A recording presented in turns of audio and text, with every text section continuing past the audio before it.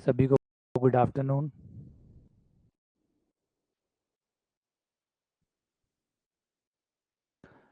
दोपहर की राधे राधे। हाँ जी, हम जो पढ़ रहे थे वो था शेषफल, हाउ टू फाइंड रिमाइंडर, शेषफल कैसे निकालें। और शेषफल की जो विज्ञान था, शेषफल का जो कॉन्ग्रुएंसी थी, कॉन्ग्रुएंसी थ्योरी जिसको कहते हैं, वो हमने एक लेक्चर में पूरी पढ़ी थी, है ना। उस पर सवाल कर रहे थे।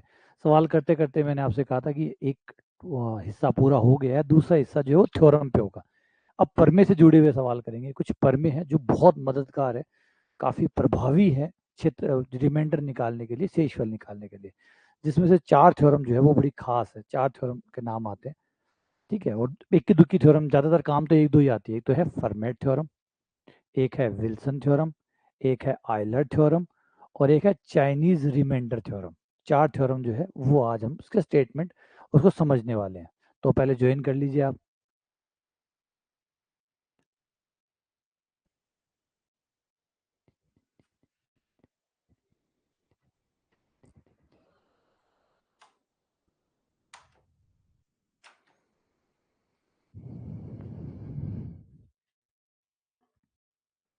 हाँ, तो सभी आ जाइए, ज्वाइन कर लो, फिर स्टार्ट करते हैं,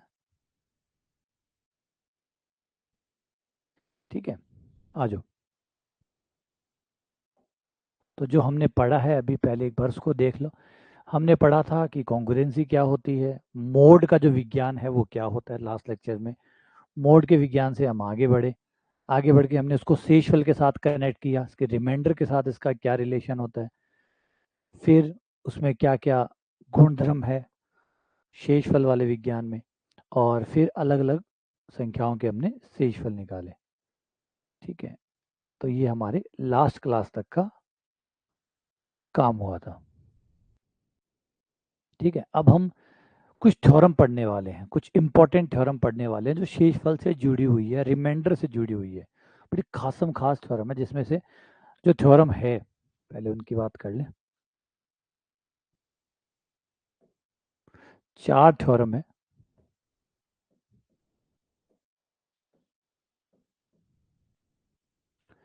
पहली थ्योरम है format little theorem, formats little theorem.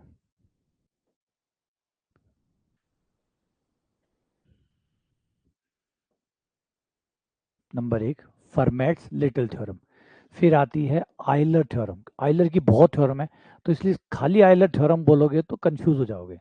खाली आयलर थ्योरम बोलोगे तो कंफ्यूज हो जाओगे, क्योंकि आयलर ने इतनी थ्योरम दी है, इतनी थ्योरम दी है। अगर हम आयलर के नाम से पुकारेंगे तो कंफ्यूज हो जाएंगे, कि क्योंकि बंदा इतना काम कर चुका है, इतना काम कर चुका है, कि खाली आयलर थ्योरम मत बोलो, उसको उस टॉपिक के साथ जोड़ते हुए बोलो, तब सही होगा।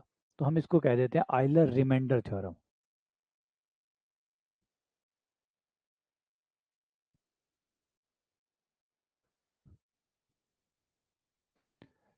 तीसरी है आपकी Wilson theorem.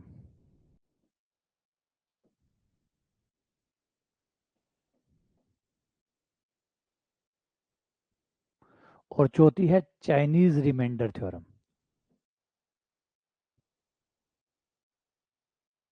Chinese remainder theorem.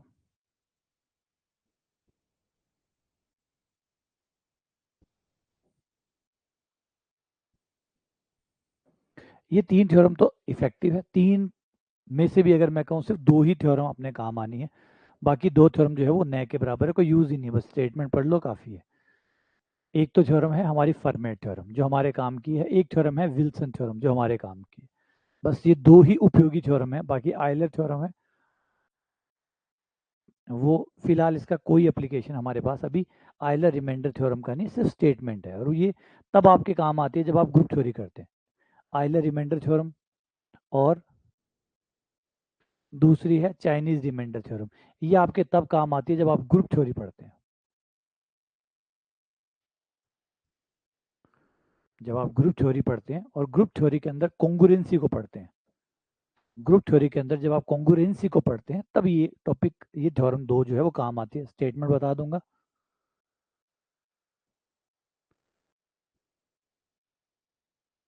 तो वहाँ काम आते हैं, और लेकिन सवाल अच्छे आते हैं। सवाल अच्छे आते हैं, चाइनीज रिमाइंडर थ्योरम हो चाहे आयलर की रिमाइंडर थ्योरम हो, इन थ्योरम पे अच्छे सवाल आते हैं। जस्ट अभी कल संडे को एमपी सेट का एग्जाम हुआ था, Madhya Pradesh state eligibility test क्या होता है एमपी सेट का, वहाँ 4 क्वेश्चन आए थे इन दोनों के ऊपर, चाइनीज रिमाइंडर थ्योरम और आयलर रिमाइंडर थ्योरम को। तो ये थ्योरम तब काम आती है जब आप एडवांस टॉपिक पर पढ़ रहे हो, अगर आप कॉलेज लेक्चरर है या है ना, जैसे सेट है या नेट है, इनके एग्जाम जब आप देते हैं तो इनके सवाल आयलर रिमाइंडर थ्योरम और चाइनीज रिमाइंडर थ्योरम के सवाल वहाँ मिलते हैं। अभी सिर्फ जो 10 तक की जो शेषफल वाली बातें हैं, अगर उनकी बात कर रहे हैं, एसएससी तक सीमित है, एसएससी है या फिर हमारा सेकंड ग्रेड है, यहाँ तक सीमित है, तो बस ये 2 ही थ्योरम काम किए, फर्मेट लिटिल थ्योरम और फर्मेट और विल्सन थ्योरम। ठीक है, मैं एक करके सबके दोनों के स्टेटमेंट तो सारे ही बताऊंगा, समझिएगा, आनंद लीजिएगा, बहुत कुछ है इनके बारे में जानने के लिए। हाँ, थ्योरम में बहुत दम है, जबरदस्त थ्योरम है, ये कमाल की थ्योरम है। आ जाओ, सबसे पहले शुरू करते हैं फर्मेट की।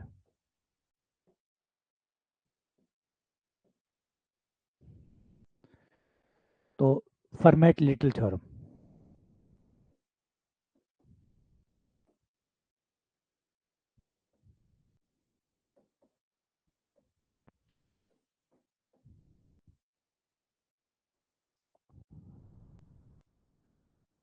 अच्छा इसको यह बता रहा लिटिल थ्योरम, थोड़ा सा कहानी भी सुनते जाइए ताकि मज़ा भी आ जाए। लिटिल थ्योरम इसलिए कहा गया कि सबसे पहले फर्मेट जो, पहले फर्मेट के थोड़ा समय काल समझ लो ताकि ये समझ में आ जाए कि ये किसके साथ खेला हुआ है, किसका लंगोटिया यार है, क्योंकि वरना फिर कंफ्यूजन हो जाती है। तो फर्मेट जो था वो देसकार्ते और न्यूटन के समकालीन है। देसकार्ते, देकार्ते जिसे आप बोलते हैं सरल भाषा में, देकार्ते और जो न्यूटन है उसके समकालीन था, मतलब उनके साथ रहा हुआ बंदा है। हाँ ये था थोड़ा बहुत, जैसे इतना कोई क्लोज रिलेशन नहीं था, ऐसे नहीं था कि न्यूटन के साथ बैठ के खेला हुआ या खाना खाया हुआ, वैसा नहीं था, समकालीन था, उसके समय में ही ये थे। फर्मेट जो था बाय प्रोफेशन मैथमेटिशियन नहीं थे, बाय प्रोफेशन फर्मेट जज थे। ठीक है, बाय प्रोफेशन बंदा जज था, जैसे जज होते हैं ना उस टाइप से, जो रॉयल कोर्ट्स होते थे उनके अंदर छोटे छोटे अलग अलग जगहों पे जज, जैसे आज भी हम जैसे हमारा आरएस होता है, एसडीएम होता है, डिस्ट्रिक्ट मजिस्ट्रेट जिसे कहते हैं, तो मजिस्ट्रेट टाइप का उसमें जज कहा जाता था, तो जज हुआ करते थे। तो फर्मेट पूरा नाम था Pierre de format, Pierre de format. तो फर्मेट वैसे तो बाय नेचर जज थे, लेकिन वही बात है, आप चाहे किसी भी प्रोफेशन में हो सकते हो, लेकिन आपके इंटरेस्ट कुछ और भी हो सकते हैं, आपके इंटरेस्ट कुछ और भी हो सकते हैं। तो फर्मेट को मैथ बहुत पसंद थी, मैथ के ऊपर काम करना बहुत पसंद था। तो फर्मेट लगातार मैथ पे काम करते, बहुत सारी चीज़ें हैं फर्मेट के बारे में आप पढ़ेंगे, बहुत सारे रिसर्च है जो फर्मेट ने की है।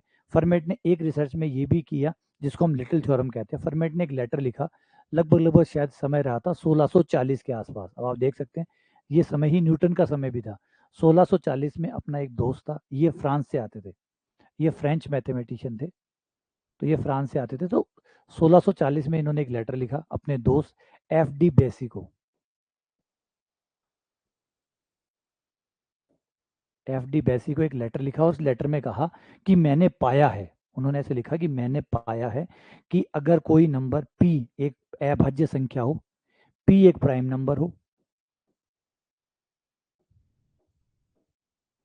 और a कोई और पॉजिटिव इंटीजर है, और a ऐसा पॉजिटिव इंटीजर है जो p को डिवाइड नहीं करता है, उन्होंने कहा, जो लेटर की वर्डिंग है वही बता रहा हूँ, कि p एक प्राइम नंबर है, अभाज्य संख्या है, एक और इंटीजर है, पॉजिटिव इंटीजर है जो p को डिवाइड नहीं करता है, तो a की पावर p, a की पावर p करने के बाद उसमें से अगर a घटा दिया जाए तो ये पूरा पूरा p से विभाजित होता है, p डिवाइड करेगा a की पावर p माइनस a को। ये लेटर इतना सा उन्होंने सिर्फ 3-4 लाइनों में ये बात लिख के भेजी, तो इस थ्योरम का नाम पड़ गया लिटिल थ्योरम, क्योंकि बहुत छोटा सा डिस्क्रिप्शन था, कोई प्रूफ नहीं था उसके अंदर, कोई प्रूफ नहीं था, बस उन्होंने कहा कि मैंने पाया है कि a to the power p minus A करने पे जो नंबर आएगा हमेशा वो उस प्राइम नंबर p से विभाजित होगा। अब आप देख सकते हैं अगर मैं a का भाग दे दूं तो a की पावर p माइनस वन, ये वन हो जाएगा यहाँ पे। ठीक है, तो ये थ्योरम आगे जाके बन गई कि a की power p minus one, a की पावर p माइनस वन को अगर आप p से विभाजित करें, मतलब मोड p करें, p से विभाजित यानी मोड p, अगर आप मोड p करते हैं तो आपको शेषफल मिल जाएगा 1, शेषफल 1 मिल जाएगा। a to the power p minus 1, a to the power p minus 1 को p से विभाजित करते हैं। यहाँ ध्यान रखने वाली बात है कि a और p का जो a और p को प्राइम है, मतलब काटते नहीं है, क्या ना, a विभाजित नहीं करता p को, मतलब काटते नहीं है। a और p और इनका GCD, इनका महत्तम समावर्त्य 1 है, या फिर इनको बोल दो को प्राइम है। सह अभाज्य संख्याएं हैं, सापेक्षिक अभाज्य संख्याएं हैं, ऐसे नंबर जो आपस में नहीं कटते हो, आपस में नहीं कटते। और प्राइम नंबरों के बारे में तो आप जानते हो, प्राइम नंबर अगर अपने आप से नहीं कटेगा तो फिर किसी और से कटेगा ही नहीं, है ना। प्राइम नंबर है, p प्राइम नंबर है, और प्राइम नंबर की खास ये होती है कि वो कटेगा तो खुद से ही कटेगा, वरना किसी और से कटेगा नहीं, और थोड़ा थोड़ा कटता नहीं है ना। कोई 8 थोड़ी है, एक 2 पे कट गया, 4 पे कट गया, ये प्राइम नंबर है, कटेगा पूरा कटेगा, एक बार में कटेगा और एक ही नंबर से कटेगा। प्राइम नंबर है, प्राइम नंबर की खासियत यही होती है कि टुकड़ों में नहीं कटता बंदा। ऐसे नहीं है 8 है, 8 को 2 पे काट लो, फिर 2 पे काट लो, फिर थोड़ा और 2 पे काट लो, तो ऐसे थोड़ा थोड़ा कटने वाली नहीं होती। प्राइम नंबर होता है कटता है तो एक बार में कटता है, और एक ही नंबर से कटता है, दूसरे से कटता नहीं है।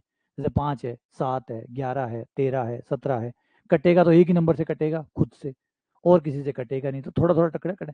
तो अगर ए पी को नहीं काट रहा है, इसका मतलब ए और पी, फिर ए पी नहीं है। अगर ए पी को नहीं काट रहा है, पी प्राइम नंबर है, तो फिर ए पी नहीं है, तो ए और पी सापेक्षिक अभाज्य हो गए। तो ये थ्योरम कहलाती है फर्मेट्स लिटिल थ्योरम, जिसका प्रूफ नहीं दिया था, सिर्फ लेटर में था, और लेटर जो है वो आज एविडेंस के तौर पे उपलब्ध है म्यूजियम में, कि भाई ऐसा लेटर लिखा था और इस लेटर में ये फर्मेट ने ये थ्योरम बताई थी। अब उसके बाद शुरू होती है प्रूफ की कहानी, और प्रूफ में आप ज़्यादातर जब भी प्रूफ देखेंगे कि प्रूफ किसने किया थ्योरम को, तो आपको 3 ही बंदों के नाम मिलते हैं ज़्यादातर। एक आता है हमारा गॉस, दूसरे हमारे आते हैं आयलर, और तीसरे हमारे आते हैं लांगराज। इन 3 बंदों ने ही पूरी दुनिया पे राज किया। अगर आप पूरी मैथमेटिक्स को उठा के देखें, आज वाली को छोड़ दें, थोड़ा सा पीछे चल के देखें, 1950 से पहले या 1920 या 1930 से पहले की जितनी भी मैथमेटिक्स है, 70 से 80% मैथमेटिक्स इन 3 बंदों की है। इन 3 बंदों को एक तरफ कर दो तो मैथमेटिक्स में खालीपन नजर आएगा। 3 कौन है? गॉस, आयलर और लांगराज। इवन ये है कि जब आयलर जिंदा थे, उस दौरान जो काल था, जो समय खंड था, अगर उस काल खंड में आप जितने भी पेपर को उठा के देखें तो पता चलेगा कि 1/3 भाग पेपर का पूरी दुनिया में जितने पेपर छपते थे, जितनी रिसर्च होती थी, जो नए रिजल्ट आते थे, उसका 1/3 भाग आयलर अकेले से आता था। 1/3 भाग सिर्फ आयलर अकेला पब्लिश करता था। ये इसका एक एग्जाम्पल है कि आयलर कितने पावरफुल थे मैथ्स के मामले में। 1/3 पूरी दुनिया में जितने रिसर्च होती थी उसका 1/3 आयलर से आता था, तो इतने स्ट्रॉन्ग थे आयलर। तो जब ये हुआ, इसके बाद में पहुंचना था आयलर के पास, आयलर के पास थ्योरम पहुंची, प्रूफ हुआ नहीं, और प्रूफ पहुंचा आयलर के पास। 1736 में आयलर ने इसका प्रूफ किया, साथ ही साथ इसको जनरलाइजेशन किया, जिसका नाम पड़ गया Euler remainder theorem. Euler remainder theorem. Euler ने क्या परिवर्तन किया? आयलर ने कहा कि सिर्फ इतनी जरूरत नहीं है, इसके ऊपर आप पी को तो थोड़ा चेंज भी कर सकते हो। उन्होंने अपने कोशेंट फंक्शन, जिसको वो फाई फंक्शन भी अपन कहते हैं, फाई, जिससे अपन सापेक्षिक अभाज्य संख्याएं निकालते हैं, वो वाला फाई, आयलर ने कहा आयलर रिमाइंडर थ्योरम।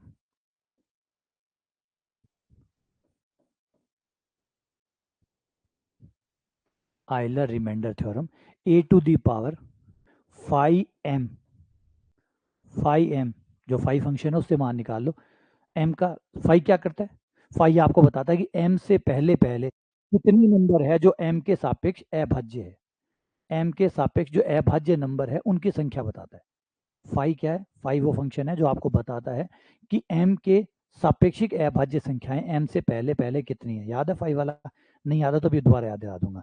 तो ए फाई एम, ए की पावर अगर आप फाई एम कर देते हैं, और फिर अगर आप इसे एम से डिवाइड करेंगे तो आपका शेषफल 1 आएगा। और अब वो सोचोगे कि ये वाला केस इसमें कैसे कवर हो गया, अभी बात करते हैं, समझ में आ जाएगा कि ये वाला केस इससे कैसे कवर होता है। तो आयलर की थ्योरम बन गई रिमाइंडर थ्योरम, और ये थ्योरम इससे ज़्यादा बड़ी थी, इवन ज़्यादा विकराल थी, बड़े रूप में थी, ज़्यादा विशिष्ट रूप में थी। तो ये हो गया व्यापीकरण, जनरलाइजेशन हो गया। तो फिर यहाँ शुरू होते आयलर की। आज पहले इसको आयलर को समझ लेते हैं, फिर इसके ऊपर सवाल भी करने हैं।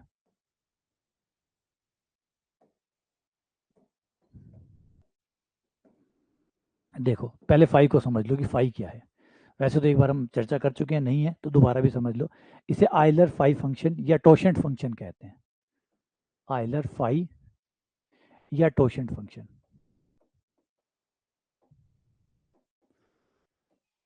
या खाली फाई फंक्शन बोल दो तो भी चलेगा। नाम में कंफ्यूज मत होना, क्योंकि नाम जो है वो हर देश वाले अपने हिसाब से रखते हैं। जहाँ पे भी थ्योरम पहुंची उसने हिसाब से, अपने हिसाब से व्यवस्था करके इसका नया नाम चेंज कर दिया। तो नाम काफ़ी जो है वो वेरिएशन में मिलते हैं, तो नामों को लेके ज़्यादा टेंशन ना लीजिएगा, ठीक है। तो आइलर फाइव फंक्शन, तो आइलर फाइव फंक्शन क्या होता है कि जब भी आप कोई पॉजिटिव इंटीजर लेंगे, एम कोई पॉजिटिव इंटीजर है, कोई धनात्मक पूर्णांक है, जो भी चाहे ले लो, एक ले लो, दो ले लो, प्राइम नंबर की नहीं कह रहा हूँ मैं, कोई भी पॉजिटिव इंटीजर ले लीजिए, कोई भी धनात्मक पूर्णांक ले लीजिए, है ना, कोई भी धनात्मक पूर्णांक लीजिए।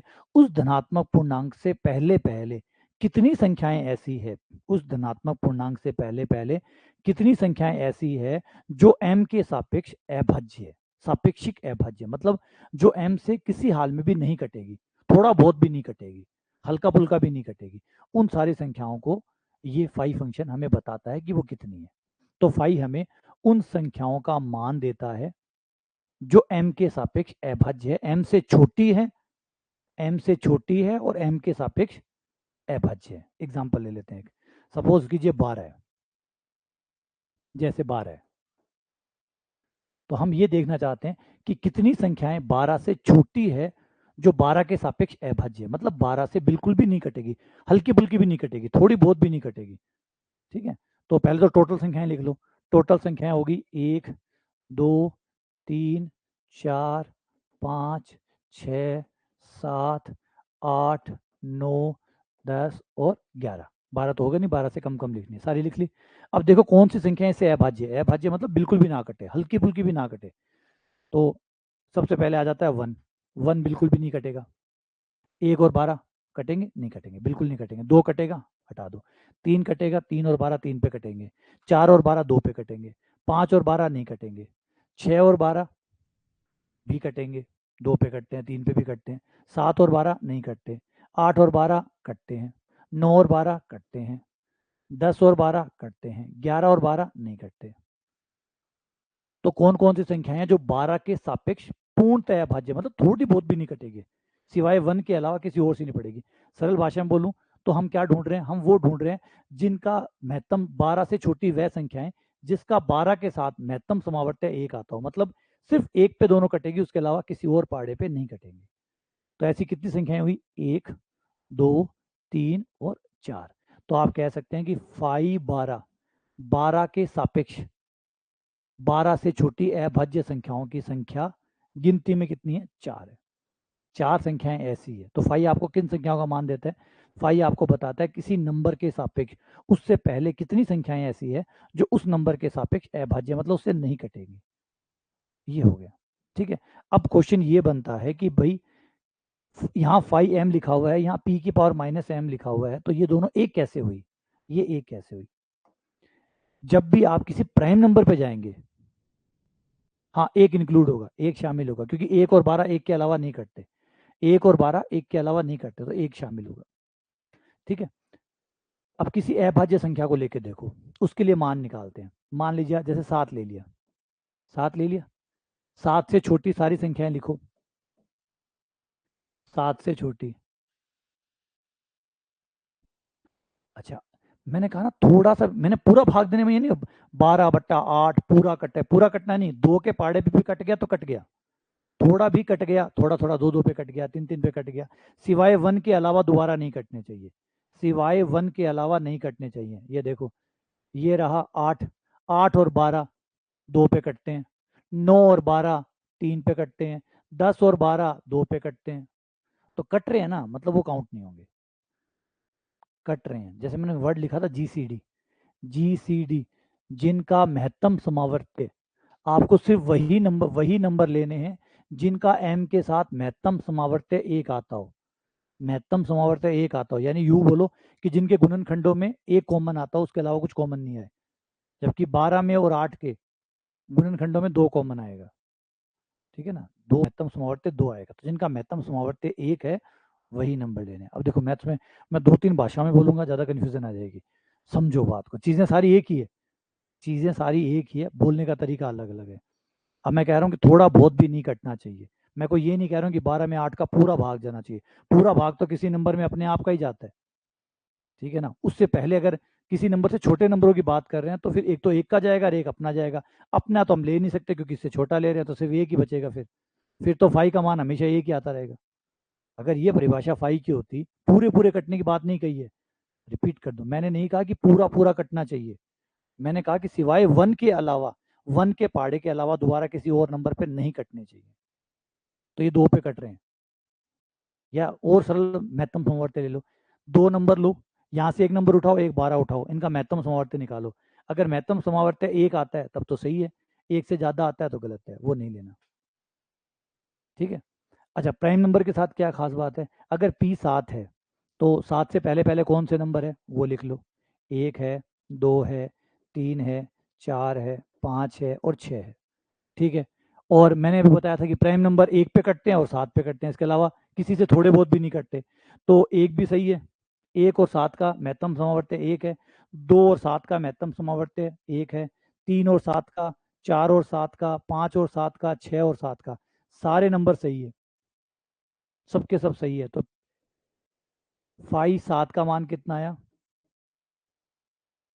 6।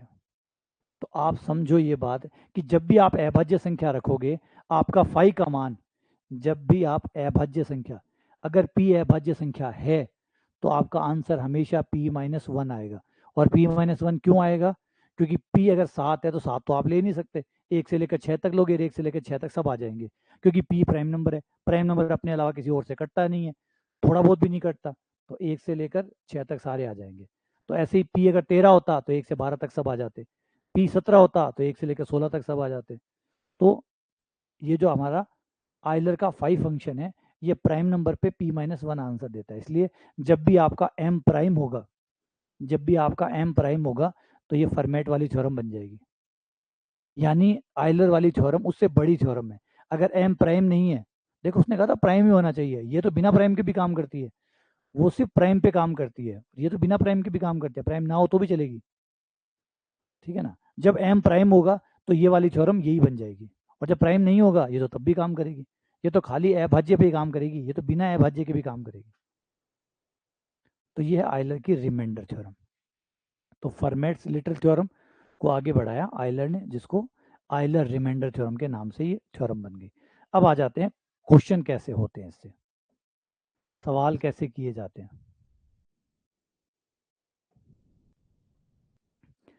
अब मैं इसको लिखने का थोड़ा तरीका चेंज कर देता हूँ फर्मेट थ्योरम को, फिर उसके बाद में विल्सन की बात करूंगा। ठीक है? तो हमने क्या कहा, हमने कहा कि भाई कोई चीज a to the power p-1 हो और उस पर p का भाग लग रहा हो, ये तो कहा फर्मेट ने। फर्मेट ने कहा कि जब भी आप a की पावर p-1 को p से विभाज्य करेंगे, बस शर्त है एक,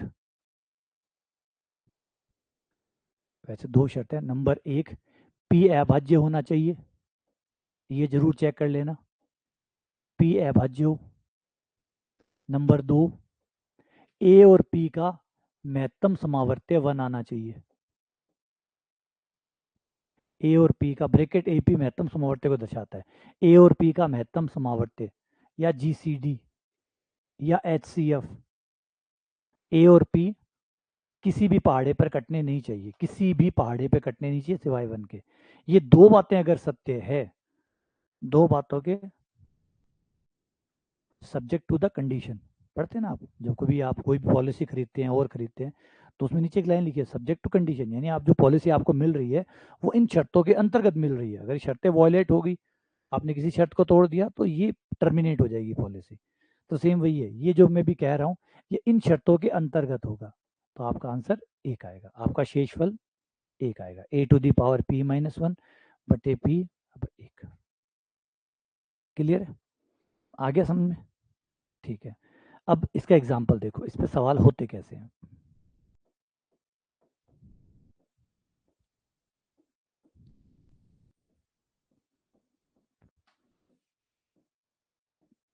अट्ठाईस की पावर 142 बटा 143, इसका शेषफल कितना आएगा? इसका शेषफल कितना आएगा? अच्छा, मुक्ता कह रही है आवाज नहीं आ रही, चेक करना आवाज नहीं आ रही क्या? आवाज नहीं आ रही क्या? क्योंकि मेरे यहाँ पे दिखा रहा है ग्रीन लाइन की आवाज आ रही है, तो आप लोग चेक करना आवाज आ रही है या नहीं आ रही।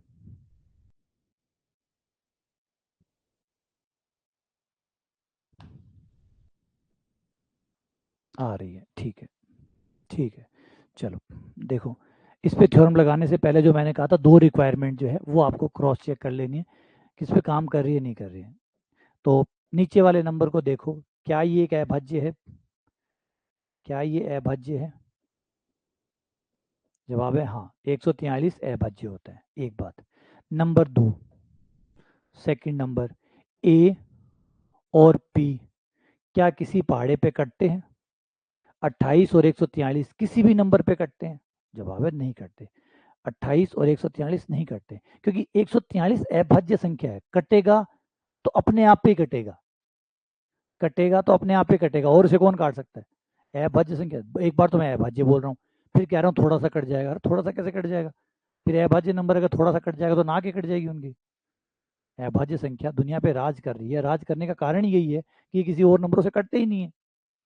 यही तो इनकी अब तक का जो स्टारडम इनको मिला है, वो स्टारडम इसीलिए मिला है कि ये नंबर किसी और नंबर से कटते ही नहीं है। और अगर आज ये किसी नंबर से कटने लग गए तो फिर अभाज्य नहीं रहेंगे, तो वो जो सारा चीज इतना जो इनके खानदान में नाम रोशन किया है इन लोगों ने, सब खत्म हो जाएगा। तो कट ही नहीं सकता ये, है ना? कटेगा तो 143 कटेगा तो 143 पे ही कटेगा। बस इतना कंफर्म कर लो कि ये अभाज्य है, ये कंफर्म कर लो ये अभाज्य, ये अभाज्य है तो ये अपने आप ही सापेक्षिक अभाज्य होगा ही होगा, क्योंकि इस बंदे को कोई और काट नहीं सकता। अब पावर को चेक कर लो, पावर होनी चाहिए P-1, जितनी यहाँ लिखा हुआ है इससे एक कम पावर होनी चाहिए। तो 143 लिखा हुआ है, 142 होनी चाहिए, तो बिल्कुल 142 है। सब एकदम परफेक्ट है, सब एकदम परफेक्ट है, तो शेषफल आ गया 1। अच्छा, ये अभाज्य नहीं है, अच्छा 11 पे कटेगा ये।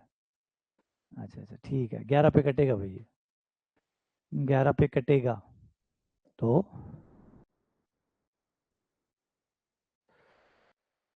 अभाज्य नहीं है ये नंबर।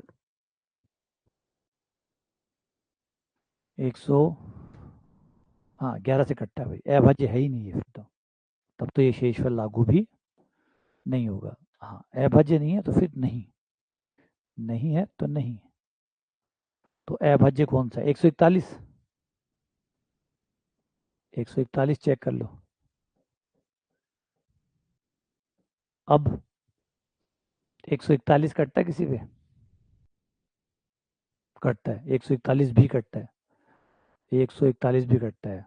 149, 149 कटता है? नहीं। 149 कटेगा?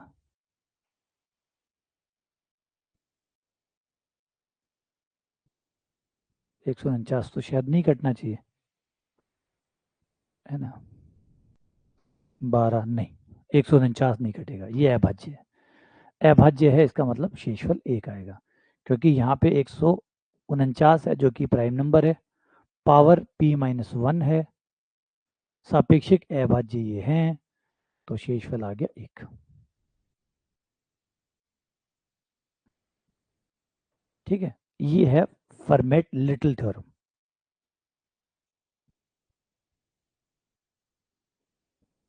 ठीक है ना? तो ये इस तरीके से, अब समझ में आ गया ये? तो क्या है ये, कहानी क्या है ये?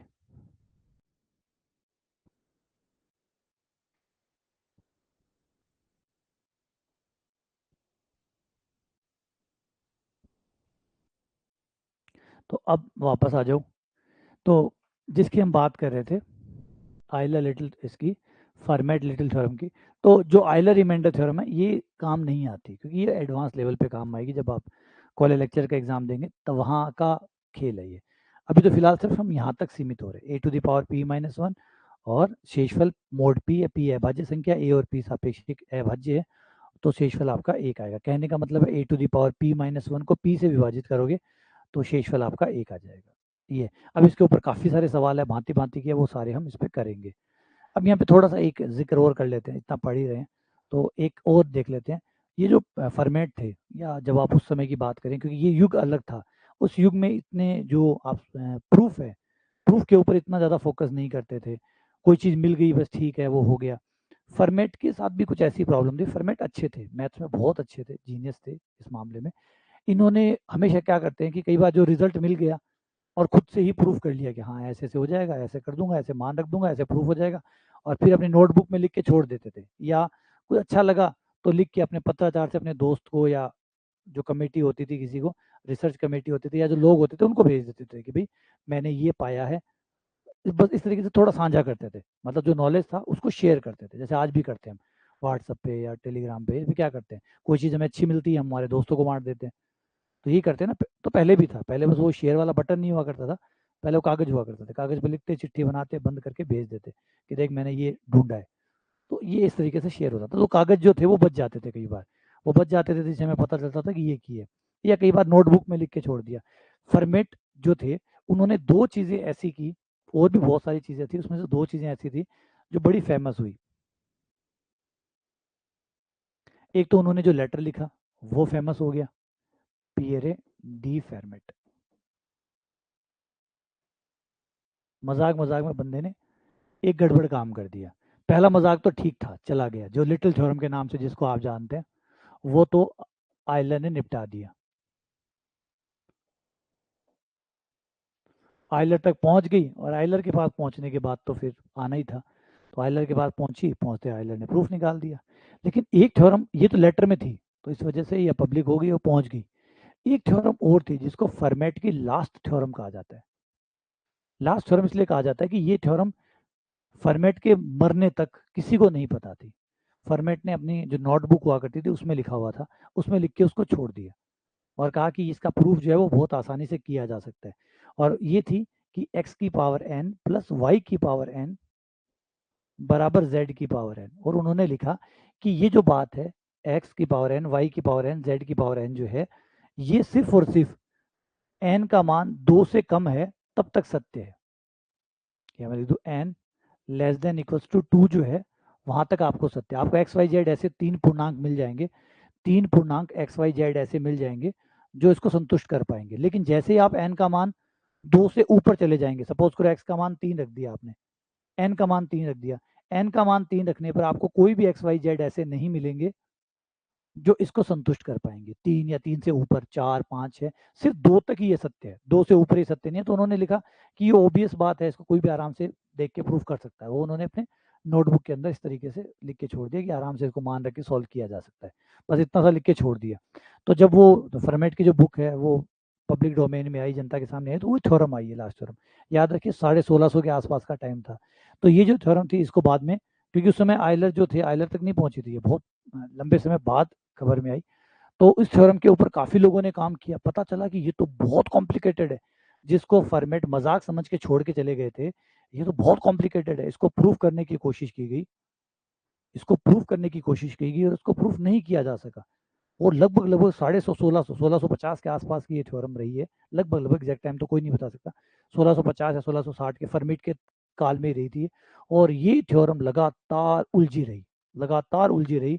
बहुत से लोग आए, बहुत से गणितज्ञ आए, बहुत से लोगों ने ये कहा कि ये थ्योरम का जो प्रूफ है वो एक एडवांस लेवल की मैथ से ही किया जा सकता है, इसको प्रूफ नहीं किया जा सकता, प्रूफ या डिसप्रूफ दोनों ही नहीं किया जा सकता सामान्य मैथ से। तो लगता है, देखने में बहुत सिंपल लग रही थी, सब देख के, कोई छोटे छोटा 5वीं क्लास का बच्चा है वो भी पहचान जाएगा, हाँ हाँ सर सही है। एन की वैल्यू इंटीजर है, 2 से बड़ी, यानी अगर मैं एन का मान 1 और 2 रखूं तो इसकी एग्जाम्पल आपको मिल जाएंगे। जैसे एन का मान 1 ले लें, एन का मान 1 के लिए बहुत एग्जाम्पल है।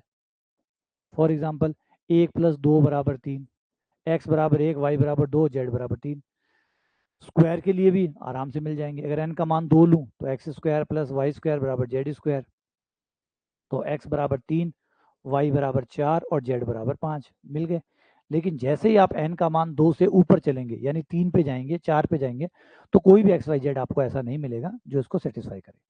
तो देखने में कितना सिंपल लग रहा है, किसी से पूछ लो, कोई 8वीं क्लास के बच्चे को समझाओ, समझ में आ जाएगी कि भैया एन के ऊपर आपको कोई एक्स वाई जेड नहीं मिलेंगे। ठीक है, समझाने में आसान थी, लेकिन प्रूफ कैसे हो कि नहीं मिलेंगे, क्योंकि नंबर इतने ज़्यादा हैं, पता नहीं कोई बड़ा नंबर सेटिस्फाई कर जाए तो, छोटे वाले नहीं कर रहे, 1 2 3 4 नहीं कर रहे, या 10 15 नहीं कर रहे, या 500 150 तक नहीं कर रहे, लेकिन मान लो कोई अरब खरब का बड़ा नंबर हो, वो सेटिस्फाई कर जाए तो इस बात का जो प्रूफ है वो बहुत लंबे टाइम तक नहीं हो पाया था। फिर एक स्टूडेंट आते हैं जिनका नाम है एंड्रयू विलिस, एक इंग्लिश मैथमेटिशियन जिसका नाम है एंड्रयू विलिस।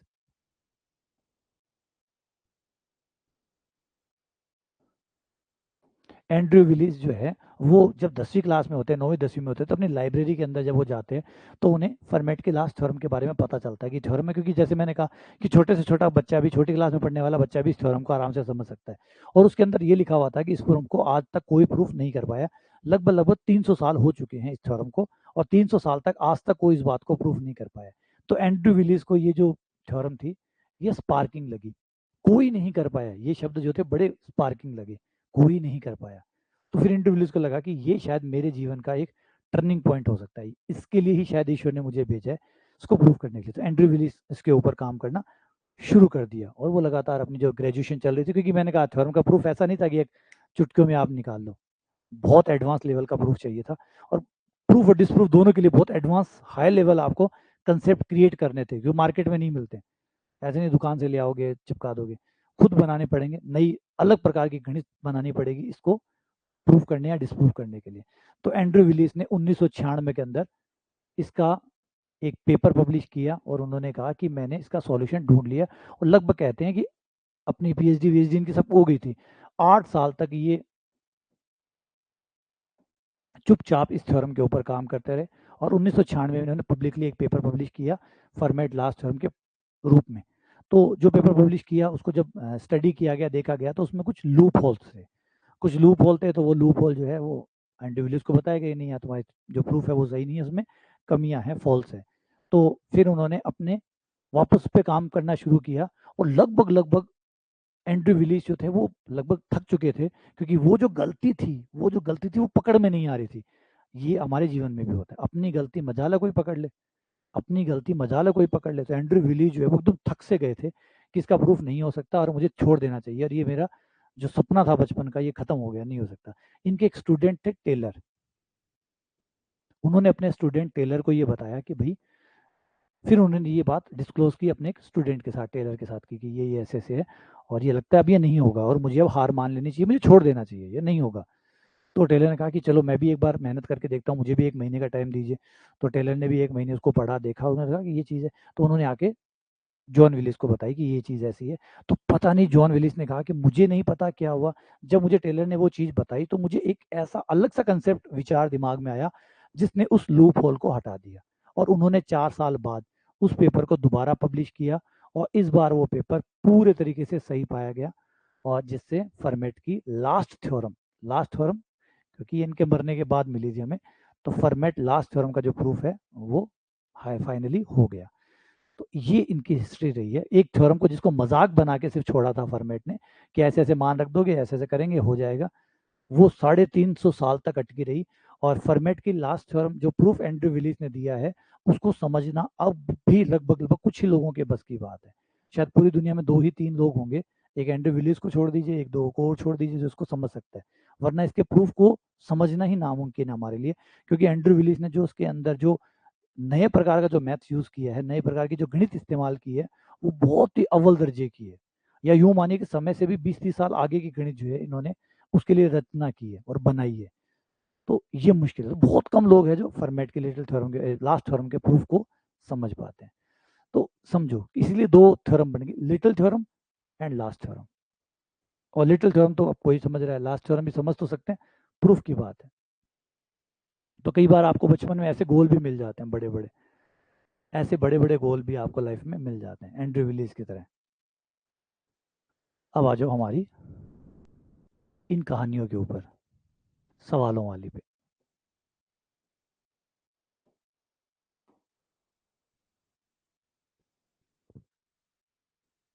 ठीक है, आ जाओ।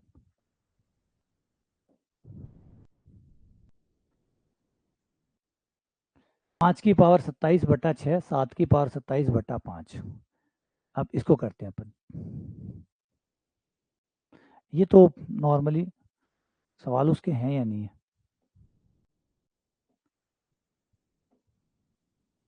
हाँ, यहाँ से शुरू होंगे, चलो वो 2 साल बाद में करेंगे। इन पे आ जाओ। 38 की पावर 102,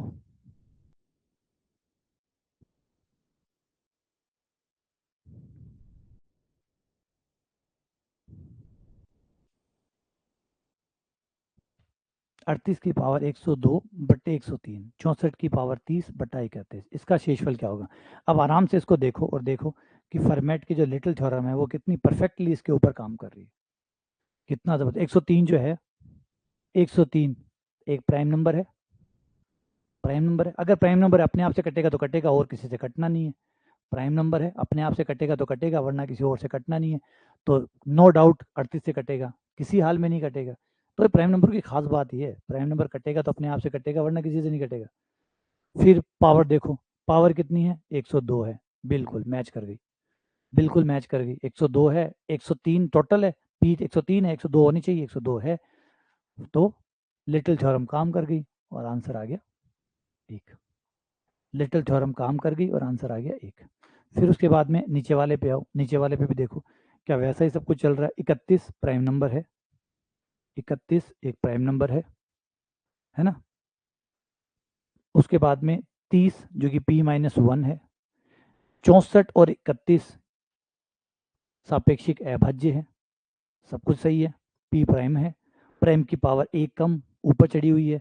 दोनों नंबर a और p सापेक्षिक अभाज्य है, यानी आंसर 1 आ गया। समझ में आ गया आपको? ये समझ में आ गया कैसे ये थ्योरम काम करती है? देखो, अगर आपको ये थ्योरम का महत्व नहीं समझ में आया तो इससे ये समझो, इस क्वेश्चन को आप एक बार फॉर्मेट के लास्ट थ्योरम हटा के दूसरे तरीके से करके देखो, आपको पता चलेगा कि कितना लेंदी है ये, कितना ज़्यादा लेंदी है। ठीक है ना? जो पहले आपने सवाल किए थे उनमें और इस सवाल में बहुत फर्क है, क्योंकि इस बार भाग दे रहे हैं आप 103 का, 103 का भाग दे रहे हैं। 103 का भाग देने का मतलब है शेषफल एक 0 से लेकर 102 तक कोई भी आ सकता है, 0 से लेकर 102 तक कहीं आ सकता है, और उसकी पावर भी आपको 102 करनी है, उसकी पावर भी 102 करनी है। ठीक है, तो नंबर बहुत बड़े हैं, तो यहाँ पे फर्मेट थ्योरम ही बचा सकती है। अगला, नहीं कहीं महत्व को कम मत समझिएगा, नहीं ये तो हम तो ऐसे ही कर लेंगे बिना फर्मेट, भाड़ में जाए फर्मेट, हम बिना फर्मेट के चिपका देंगे। तो एक क्वेश्चन करके देख लो, है ना, अगर कोई वहम है तो उसे दुरुस्त कर लो बिना फर्मेट की थ्योरम लगाए, क्योंकि एक्चुअली शेषफल बहुत ज़्यादा है। आप याद रखो, आप कोई 5 का भाग नहीं दे रहे हैं, आप कोई 6 का भाग नहीं दे रहे हैं। जब आप 5 का या 6 का भाग देते हैं तो आपको पता होता है कि शेषफल 1 2 3 4 यही बचेंगे। आप दे रहे हैं 103 का भाग, 103 का भाग देने का मतलब है शेषफल 0 से लेकर 102 के बीच में कोई भी बच सकता है, कोई भी शेषफल बच सकता है।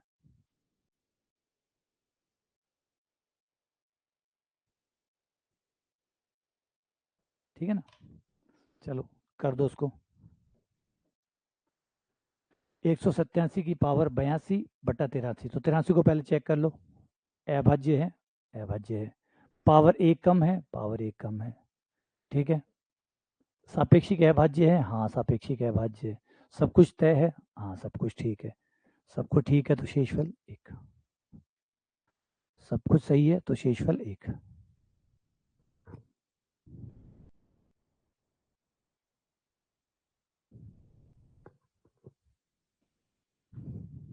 ठीक है, सेम ऐसे ही नीचे वाले को चेक करो, देखो ये रहा आपका 29, जो कि प्राइम नंबर है। इस बार तो 28 होना चाहिए था, 28 तो नहीं है, 28 तो नहीं है, ये तो 85 है। अब हमें चाहिए 28, ये आ रहा है 85, मामला फंसा। यानी सवाल तो फॉर्मेट का है, ये बात तो पक्की है, लेकिन फॉर्मेट में भी घुमाव तो है, चेंज तो किया जा सकता है, तो फॉर्मेट को घुमा दिया। अब 72 की पावर 85 आ गई है, 72 की पावर 85 आ गई, हमें चाहिए 28, क्योंकि 28 के बिना फॉर्मेट की थ्योरम नहीं लगेगी, फॉर्मेट की थ्योरम नहीं लगेगी। तो एक काम करते हैं, 85 को 28 के हिसाब से तोड़ लेते हैं। तो 28 इंटू 3 कितने होते हैं? 84, सही है। 28 3 84 प्लस 1, तो इसको ऐसे तोड़ लेते हैं, ये रहा 72, 72 की पावर 84 अलग, इंटू 72 की पावर 1 अलग, बटे जो चल रहा है सो चल ही रहा है, 29 नीचे है, ये 29 नीचे आ गया। 72 को लिख लिया 72 की पावर 3 की पावर 28 इंटू 72 की पावर 1 बटा 29। ठीक है, अब इसे देखो, इस 72 की पावर 3 को एक ही नंबर मानो, एक साथ, एक नंबर, ये 29 प्राइम नंबर है, बोला हाँ प्राइम नंबर है। 72 की पावर 3 और 29 कटेंगे, नहीं कटेंगे, प्राइम नंबर किस पे कटता है, ठीक है, 72 की पावर 3 29 कटेंगे किसी नंबर पे, नहीं कटेंगे, तो हो गया। पावर p-1 है, बोला हाँ p-1 है, तो इसका मतलब है इसमें अगर 29 का भाग दोगे तो शेषफल कितना आएगा, एक आएगा, फर्मेट की थ्योरम से इसमें एक आ गया, लेकिन एक नंबर और भी है, और हमने पढ़ा है, बताया है कि जब दो नंबर गुणा हो तो दोनों के अलग अलग शेषफल निकाल के गुणा कर दो। तो 29 का भाग अब 72 में देने पर 29 दूनी 58, तो 58, 72 में से 58 गए 14, ये हो गया 14। इसका शेषफल 1 हुआ और इसका 14 हुआ, तो 1 इंटू 14, 14, तो आपका शेषफल आ गया 14, शेषफल आ गया 14। तो थोड़ा ये ध्यान भी रखना है कि कोई ज़रूरी नहीं एकदम बस लाइन खींच दी कि फॉर्मेट की थ्योरम जैसे होते वैसे ही सवाल आएगा, थोड़ा बहुत अपनी तरफ से भी सवाल को चेंज करेगा। ये समझ में आया 14 कैसे आया, 14 समझ में आ गया।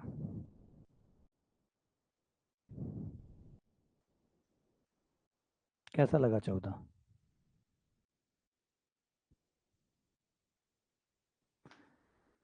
कोई है किंतु परंतु इसमें,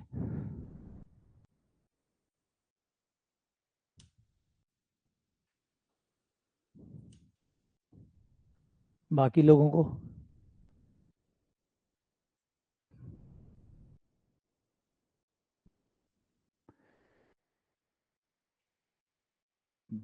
ठीक है, चलो फिर अगले सवाल पे, नेक्स्ट करिए इसको।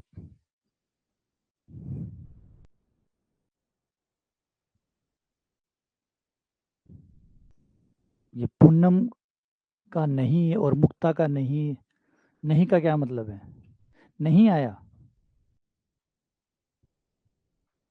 पूरा लिखो ना, आया, नहीं आया, या मैंने कहा कोई दिक्कत नहीं है, इसका नहीं है, कौन सा नहीं है ये कौन से वाला नहीं है, प्लीज एक्सप्लेन, ये नहीं कौन सा है? अच्छा, पूनम कह रही प्रॉब्लम नहीं वाला नहीं है, ठीक है। हाँ, कंफ्यूज हो जाते हैं इससे, तब ठीक है।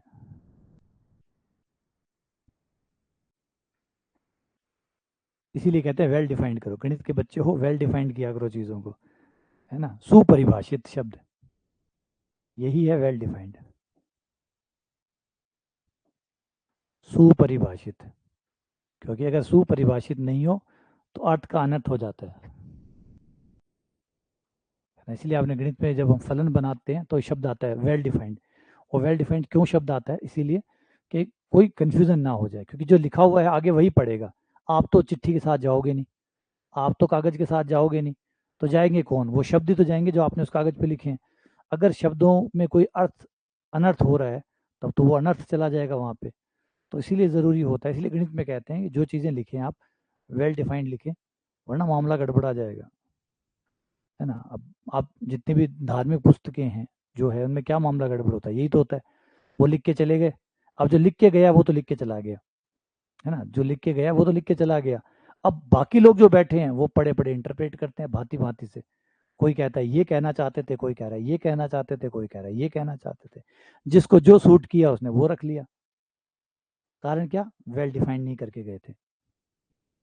लेकिन हम गणित वाले समझदार है, इसलिए बिना वेल डिफाइंड के कोई काम को एक्सेप्ट ही नहीं करते, इसीलिए हमारे गणित में कभी कंफ्यूजन नहीं हुआ, है ना, हमारी गणित जो है वो कितने साल पुरानी है, उसके बावजूद भी मजाल है कोई मिसकंसेप्शन हुआ, कोई गलत फहमी आई हो कि आइलर ये कह के गए थे, है ना, लाप्लास ये कह के गए थे, नहीं, गणित के हिसाब से और कुछ लिख के गए हैं वो गलत फहमियाँ हो सकती है, लेकिन जो थ्योरम बना के गए हैं, प्रूफ बना के गए हैं, वरना रिजेक्ट ही कर दिया, अगर अधूरा था तो रिजेक्ट ही कर दिया, इसीलिए इतने साल टिकी है।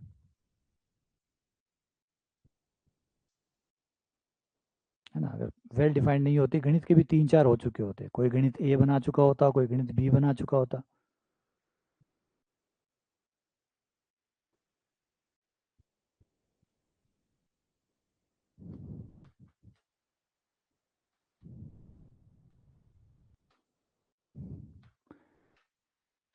ठीक है, देखते हैं। सबसे पहले तो फर्मेट थ्योरम ही लगाएंगे। नंबर बड़ा है, नीचे प्राइम नंबर मिल जाए तो समझ जाओ फर्मेट थ्योरम ही लगानी है। और फर्मेट थ्योरम लगाने के लिए जो हमें चाहिए वो है 16। ये चल रहा है 2017 चल रहा है, हमें चाहिए 16। तो 2007 में पहले 16 का भाग देके इसे 16 के रूप में लिख लो। 16 का भाग देने पर 16 एकम 16, 16 दूनी 32,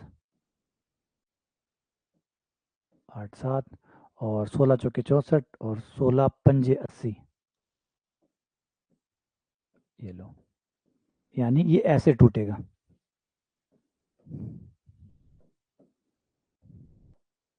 4 की पावर 125 इंटू 16, 4 की पावर 125 इंटू 16, ये तो हो गया, प्लस शेषफल हो रहा है, इंटू 4 की पावर 7, 4 की पावर 7 बटे 17। परफेक्ट, एकदम परफेक्ट, कोई दिक्कत नहीं है, सही है। यहाँ तो कोई दिक्कत नहीं है, बोला ना कोई दिक्कत नहीं है। चलो कोई दिक्कत नहीं है, फिर आगे बढ़ते हैं। इसका तो शेषफल एक आ गया, ये तो पता ही चल गया, ये तो एक आ गया। बात है इसकी, बात है इसकी, इसको भी थोड़ा सा और हल करना पड़ेगा। इसको थोड़ा और हल कर ले। देखिए ये 4 की पावर 7 है ना, 4 की पावर 7 है, 4 इंटू 4 16 होता है, 16 में 17 का भाग देंगे तो शेषफल बचेगा माइनस का 1। वैसे प्लस के हिसाब से तो 16 बचेगा, और माइनस के हिसाब से माइनस का 1 बचेगा। ठीक है, तो इसको एक काम कर लेते हैं, 4 की पावर 2 की पावर 3,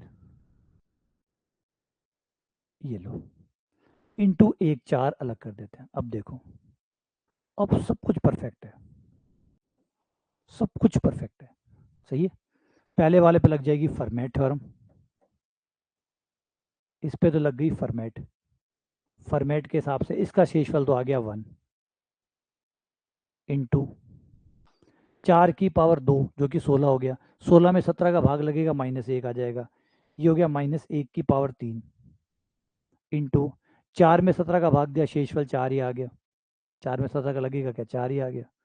ठीक है, ये आ गया -4, शेषफल -4 है, भाग 17 का लग रहा है, और मैंने बताया था नेगेटिव रिमाइंडर और पॉजिटिव रिमाइंडर दोनों जोड़ के 17 होते हैं, टोटल 17 होते हैं, तो 4 ये है, तो वो कितना हो जाएगा, वो कितना हो जाएगा 13, वो 13 हो गया, तो इसका आंसर आएगा 13।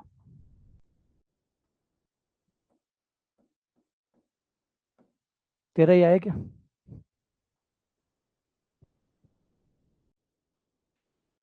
हाँ बिल्कुल कर सकते हैं, बिल्कुल कर सकते हैं, नो डाउट ऐसे भी कर सकते हैं। ठीक है, किसी को प्रॉब्लम है क्या इसमें? इसमें है क्या किसी को समस्या? चलो अगले पे आ जाओ, 32वां। 54, 54 की पावर 253 बट्टा 43। बढ़िया, अच्छी बात है। ये एक बार ये शेषफल निकलने आ जाएंगे ना, तो एक सवाल तो इन पे पक्का ही आता है, चाहे किसी परीक्षा में जाओ, एक तो मिलता ही मिलता है इन पे सवाल। 54 की पावर 253 बट्टा 43।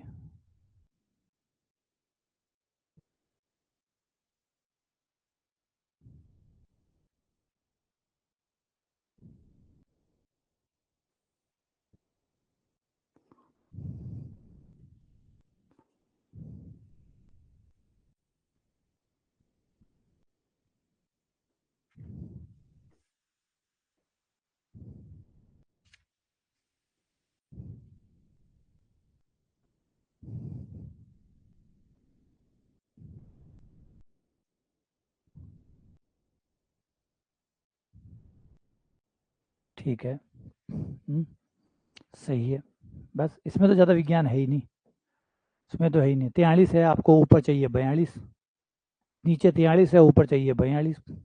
ऊपर 42 लाने के लिए 253 है, और 253 में 6 के आधार पे चलें तो 42 इंटू 6 252 होते हैं। तो ये लो, हो गया ये तो। इसको कर लेंगे 6, 54 की पावर 6 42, और एक 54 अलग कर दो, बटा 43। ये लो, 42 इंटू 6 हो जाते हैं 252, और 252 और एक 253 हो गए। इसके साथ तो फर्मेट की थ्योरम लग गई, ये तो एक आ गया, और 54 में 43 का दिया तो 11 आ गया। तो 1 इंटू 11, शेषफल आ गया 11, है ना। प्लीज़ बराबर का चिन्ह यूज़ मत करिएगा, क्योंकि मैं भी बीच में 2 लाइनें खींच रहा हूँ, बराबर नहीं है, ये शेषफल चल रहा है। ट्रिपल लाइन का मतलब होता है आप शेषफल की भाषा में बात कर रहे हैं, ठीक है। अगला, अगला सवाल कर दो फटाफट अभी ने।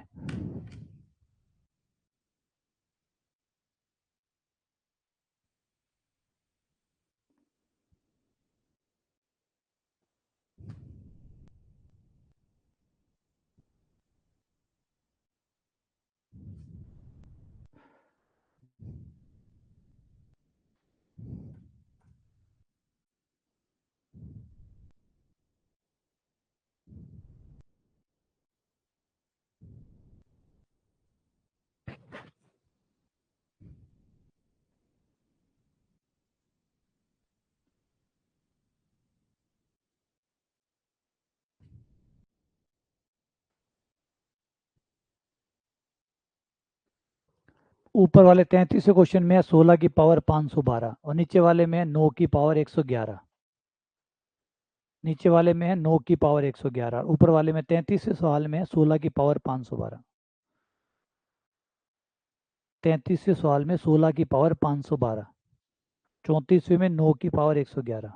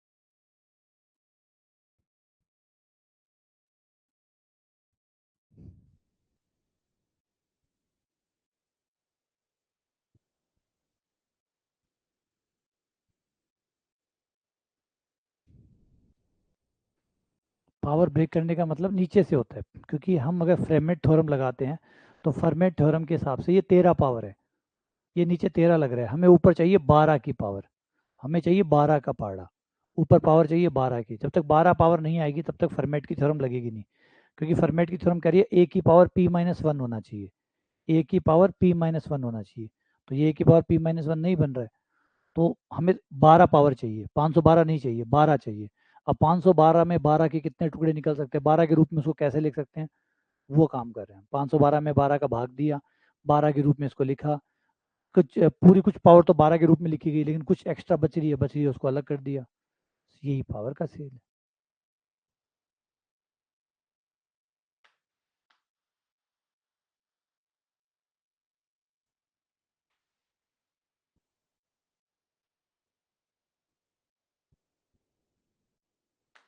ठीक है ना, दोबारा देख लो नहीं आया तो ये, कि ये जो पावर है हमें चाहिए 12 पावर, ये है 512, तो 512 को 12 के रूप में लिखना है, तो 512 को 12 के गुणज में लिखो, तो 512 में 12 का भाग दे के देख लो कैसे लिखा जाएगा। तो 12 तिया 12 चौके 48, ये आ गया 48, माइनस 3 2, 12 दूनी 24, ये आ गया आपका 8। ठीक है, तो 512 कैसे हो गया? 512 हो गया 512 बराबर 12 इंटू 42 प्लस 8, 12 इंटू 42 प्लस 8। ठीक है, ये हो गया 12 इंटू 42 प्लस 8। तो हमने क्या किया, 16 को लिख लिया 16, 42 अंदर रख दी, 12 बाहर रख दी, गुणा, ये तो हो गया 42 बाहर, 12 42 अंदर 12 बाहर, प्लस 8 हो रहा है तो 16 की पावर 8 अलग, और बट्टे हो गया आपका 13, ये 13 आ गया। तो इस तरीके से हमने दो भागों में तोड़ लेते हैं। अब इतना कंफर्म हो गया कि इसका शेषफल तो 1 है, इसका शेषफल तो 1 हो गया, तो इसको तो हटाओ, फिर क्यों लेके घूम रहे हो, इसको हटा दो। तो इसको हटाने पर ये 1 बचा, 1 इंटू 16 की पावर 8, शेषफल निकालते जाओ हटाते जाओ, बटा 13। ठीक है, अब 16 में 13 का भाग अगर देते तो 3 बचता है, 16 में 13 का भाग देते तो 3 बचता है, तो 3 के रूप में लिखो, ये हो गया 3 की पावर 8 बटा 13, 8 बटा 13। ठीक है, अब दोबारा से शुरू करते हैं।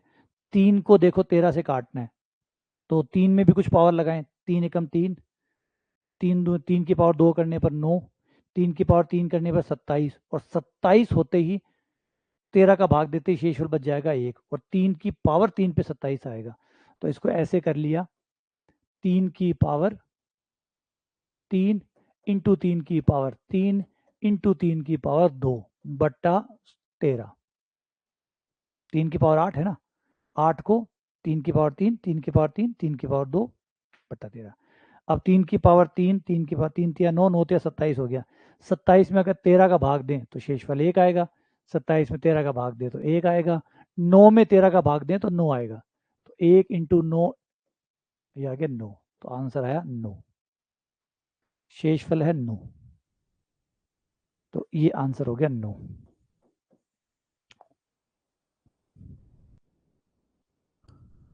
सही है, अब 34वां और कर दो, ऐसे ही 34वां कर दो।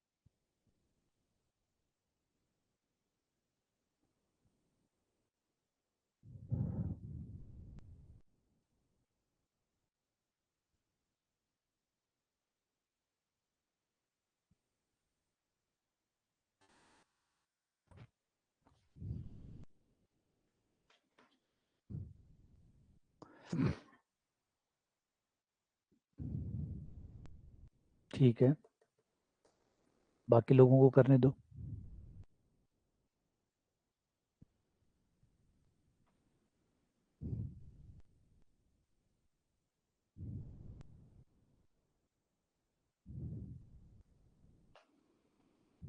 ठीक है, जो टूट रहा है 111, क्योंकि अब हमें 12 के हिसाब से, 13 है नीचे तो इसको 12 के हिसाब से तोड़ना है, 111 को, 111 को 12 के हिसाब से, तो 111 में 12 का भाग दे दो, तो 12 निम्न 108, 108 प्लस 3, 108, 12 निम्न 108, 108 प्लस 3 111 हो गया।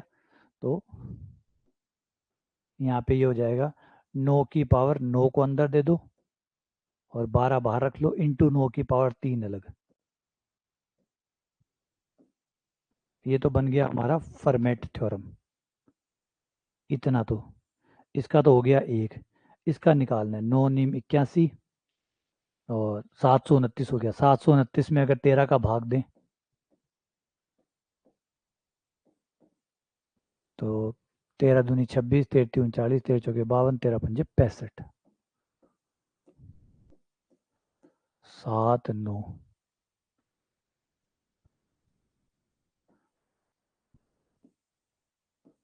78, शेषफल आया 1। तो इसका 1 आया, इसका 1 आया, 1 इंटू 1 1 हो गया, तो आंसर है 1।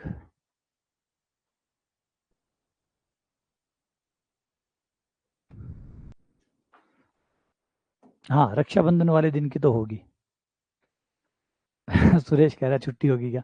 हाँ, रक्षाबंधन वाले दिन की होगी, क्योंकि रक्षाबंधन वाला जो दिन है उस दिन मेरे बड़े बेटे का जन्मदिन भी है, बर्थडे भी है उसका, तो इसलिए भी रहेगा। और फिर रक्षाबंधन रहेगी तो जाना भी पड़ेगा राखी बंधवाने के लिए, तो कई चीज़ें होंगी। मतलब 2 जगह तो जाना पड़ेगा, एक जगह तो जैसे मेरी वाइफ है वो जाएंगी तो राखी बांधने वहाँ जाना पड़ेगा, एक मुझे अपनी बहन के राखी बंधवाने जाना पड़ेगा, वो होगा। शाम को बच्चे का जन्मदिन है तो उसका प्रोग्राम रहेगा। तो सन जो रक्षाबंधन वाला दिन है उस दिन आपको अवकाश मिलेगा, है ना? होता ही है। अच्छा, जयपुर से घर जाना है इसलिए क्या? हाँ बिल्कुल जाओ, जाना भी चाहिए, त्योहार है, त्योहार पे तो बिल्कुल जाना चाहिए।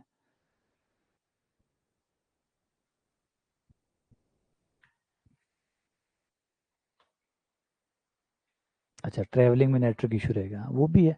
और फिर दूसरी बात है ना, फिर अजीब सा लगता है। और त्योहार के दिन आप पढ़ रहे हो, थोड़ा सा अजीब तो हो ही जाता है। और फिर क्या पता घर वालों को ऐसा लगता है अच्छा आज ही पढ़ रहे हैं, आज रक्षाबंधन है इसलिए पढ़ रहे हैं, वरना तो किताबें नहीं उठाता, ये नहीं करता, घर वालों को एक कारण मिल जाएगा कि आज ज़्यादा पढ़ रहा है ना? घर वाले तो ऐसा मौका ढूंढते हैं कि जब कुछ कह सके, आज ही ज़्यादा पढ़ेगा क्या, आज ही ये करेगा क्या। मतलब एक तरह से एक चीज़ है कि वो बच्चे बड़े भाग्यशाली है जिनके घर वाले ताने नहीं मारते, वरना आप कुछ भी अच्छा सा करके देखो, घर में कोई ना कोई बंदा होता है जो ताने मार ही देता है। कितना आया 35वें का?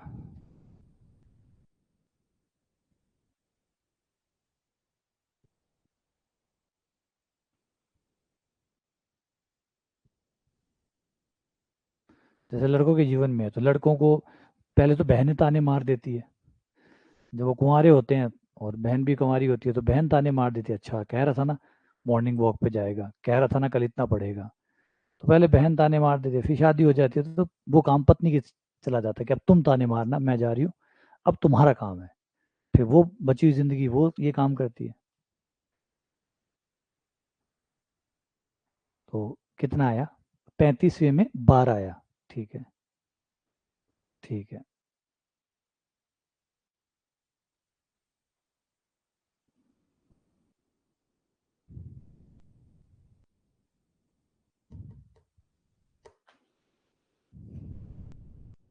अच्छा, लड़कियों को भी मारते हैं? लड़कियों लड़के वो भाई मारते हैं, वो भाई वापस बदला लेते हैं, फिर उनका शुरू होता है, वो फिर करते हैं। अच्छा, मोबाइल स्विच ऑफ होने। देखो इसको हमें चाहिए 22 के हिसाब से, ये है 23, ये है 22,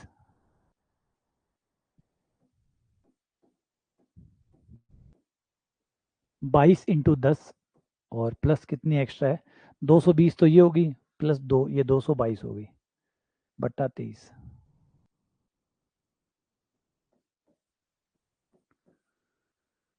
तो ये एक तो निपट ही जाएगा, है ना, एक तो गया। 14 की पावर 10 दे के 22 को बाहर रख के ये तो चला जाएगा। एक ये 14 थोड़ा सा भारी पड़ेगा, क्योंकि स्क्वायर करना पड़ेगा इसका। ठीक है, तो ये तो गया, इसका तो कोई बोझ ही नहीं है बेचारे का।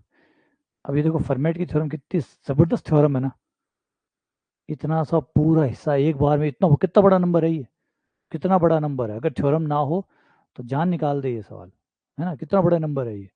14 की पावर 10, फिर उससे जो आए उसकी पावर 22, तो कितना बड़ा नंबर बनता होगा, फिर उसमें 23 का भाग दो। अगले 1 साल तक बंदा यही कर रहा है, अगर उस तरीके से चलें तो। लेकिन भला हो फॉर्मेट का, 14 का स्क्वायर, 14 का स्क्वायर कितना होगा? 289। 289 में 13 का भाग दे दो। 289 थोड़ी होगा यार, कितना? 296 होगा क्या? 14 इंटू 14, 296 नहीं होगा, 196 होगा। 196 इंटू 23, तो भाग यार एक बार लगेगा। 23 7 नहीं 8, 8 चला जाएगा, 9 9 जाएगा नहीं, 8 लास्ट जाएगा, 9 लास्ट जाएगा, 9 से आएगा, 9 या 27, 2 9 2 18, 8 पे जाएगा, 8 या 24, 2 16 और 2 18, ये आ गया 12, शेषफल आया 12।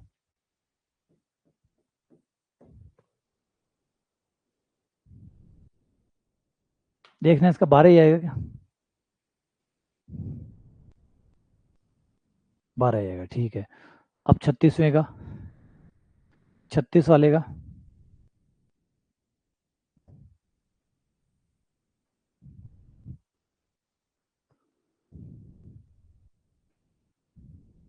और एक चीज़ समझ लो, देखो ये हम तभी हम समझाते हैं कि जो इंसान की जो क्षमता है वो हर कंप्यूटर से, दुनिया के बने हुए सभी कंप्यूटर से कई गुना ज़्यादा है। उसका बड़ा कारण है, अगर यही नंबर ले लो आप, ये नंबर अगर आप अपने नॉर्मल कंप्यूटर से निकालें तो आपका नॉर्मल कंप्यूटर इस नंबर को कैलकुलेट नहीं कर सकता।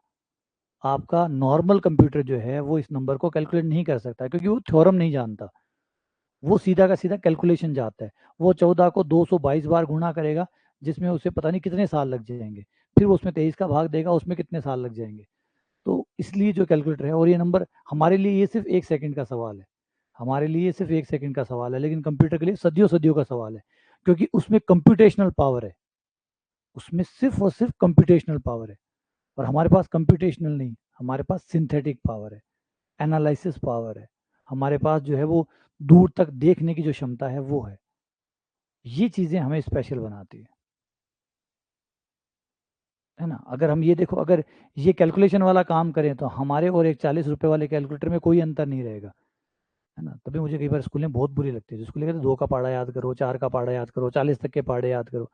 मतलब बच्चे को 40 रुपए का कैलकुलेटर बना के छोड़ना चाहते हैं। क्या चाहते हैं? वो चाहते हैं बच्चा एक 40 रुपए का कैलकुलेटर बन जाए। करोड़ों की कीमत का जो बच्चा है, या अरबों खरबों की, या अनमोल जो बच्चा है, उस बच्चे को 40 रुपए के कैलकुलेटर से बराबरी करवा रहे हैं, जबकि चाहे कुछ भी कर ले, वो उस कैलकुलेटर से कभी नहीं जीतेगा, क्योंकि कैलकुलेटर वो काम हमेशा उससे बेहतर ही कर पाएगा। तो ये समझने की बात है, जो काम कैलकुलेटर कर सकता है वो काम कैलकुलेटर को ही करना चाहिए। इंसान का काम है क्रिएटिव होना, इंसान का काम है दूर तक सोच पाना, इंसान का काम है कुछ नया ढूंढना, कुछ नया बनाना।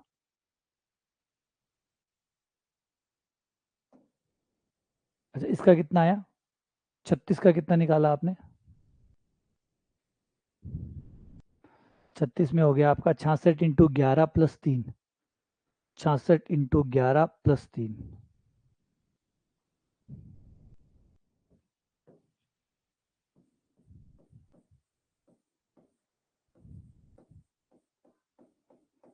+3 मिलो। उसका एक आ जाएगा, 13 की पावर 3 हो जाएगी, और 13 की पावर 3, हाँ 13 की पावर 3 निकालनी पड़ेगी, उसमें 67 का भाग दे दो, तो बता रहे हैं 53 आएगा। ठीक है, बढ़िया, उत्तम। इसी के साथ ये खत्म होगी। ठीक है, थोड़ा सा जो विल्सन थ्योरम है इसका जिक्र भी कर ही देते हैं, यहाँ हमारे ज़्यादा काम की नहीं है रिमाइंडर में, क्योंकि ये जो थ्योरम है, विल्सन थ्योरम जो है, ये उससे नहीं जुड़ी हुई, पावर से नहीं जुड़ी हुई। विल्सन थ्योरम जुड़ी हुई है फैक्टोरियल के साथ।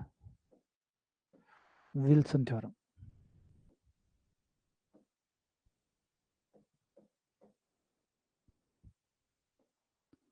विल्सन थ्योरम, थ्योरम के जो सूत्रधार है वो है जॉन विल्सन, जॉन विल्सन।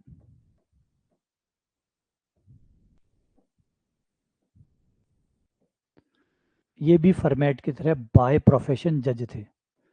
आज जज जज का दिन है, वो भी जज था बाय प्रोफेशन, ये भी जज थे। जॉन विल्सन भी। और ये खोज एक्चुअली जॉन विल्सन की नहीं थी। अब थोड़ा सा इसको इतिहास को खंगालोगे तो आपको समझ में भी आएगा, इतिहास में भी काफ़ी चीज़ें अलग तरीके से चलती है। ये जॉन विल्सन की खोज नहीं थी। ये खोज जो आती है सबसे पहले, जो विल्सन की थ्योरम है, जो भी आप देखेंगे वो ये कहती है कि पी अगर कोई प्राइम नंबर है, पी एक अभाज्य संख्या है, तो factorial P minus one plus one, factorial P minus one plus one, जो भी पी अगर प्राइम नंबर है उसमें से एक हटा दीजिए, फैक्टोरियल निकाल लीजिए, उसमें एक जोड़ दीजिए, और जोड़ने के बाद अगर आप उसमें पी का भाग देते हैं तो पूरा पूरा भाग जाएगा। या फिर दूसरी भाषा में बोल सकते हैं कि फैक्टोरियल पी माइनस वन में जब आप पी का भाग देंगे तो आपका शेषफल माइनस एक बचेगा। इसी थ्योरम का नाम है विल्सन थ्योरम। इसी थ्योरम का नाम है विल्सन थ्योरम।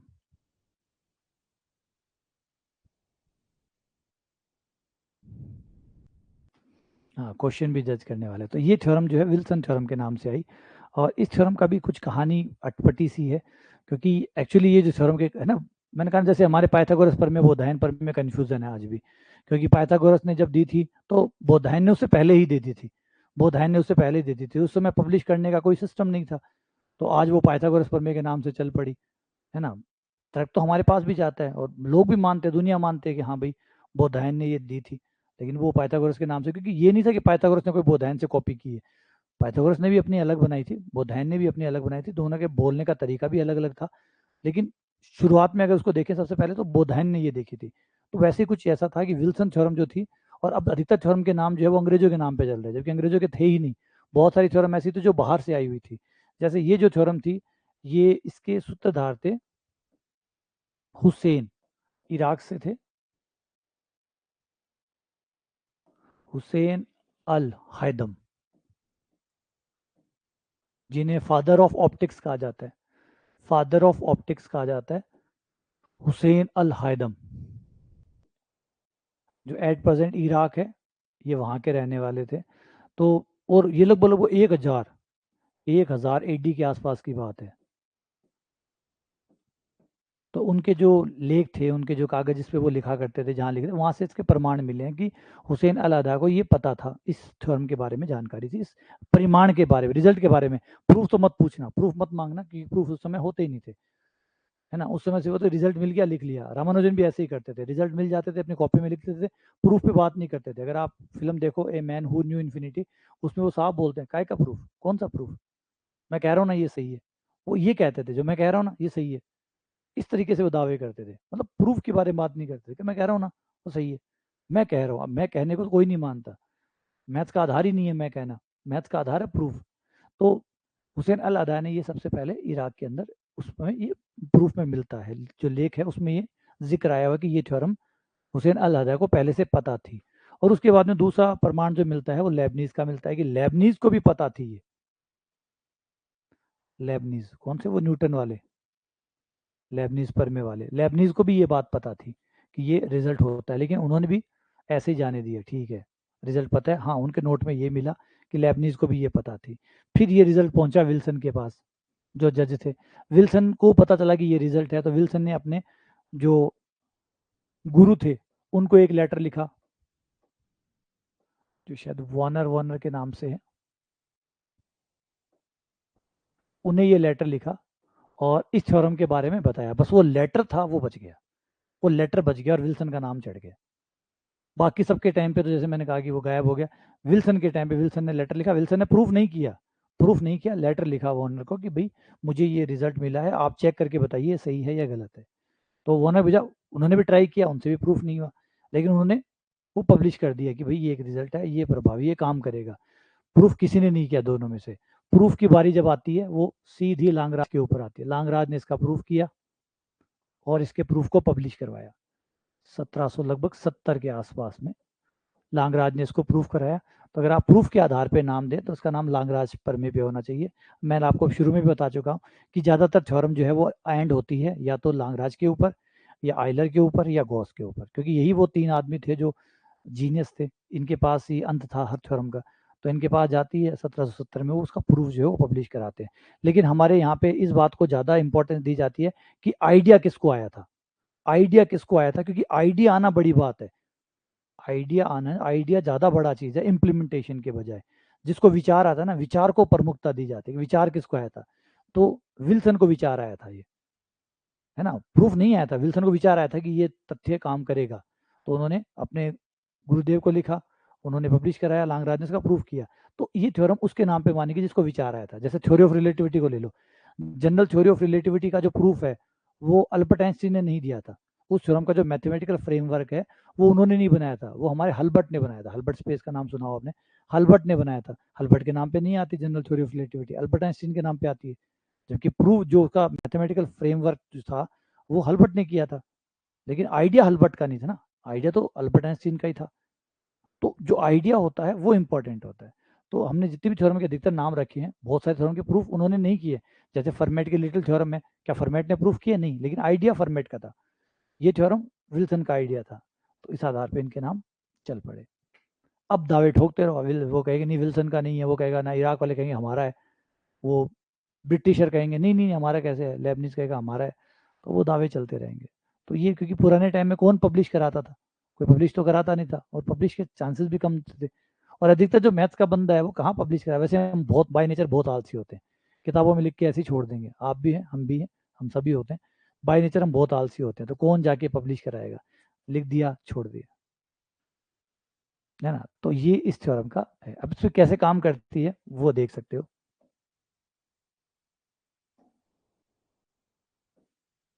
कैसे ये उपयोगी है।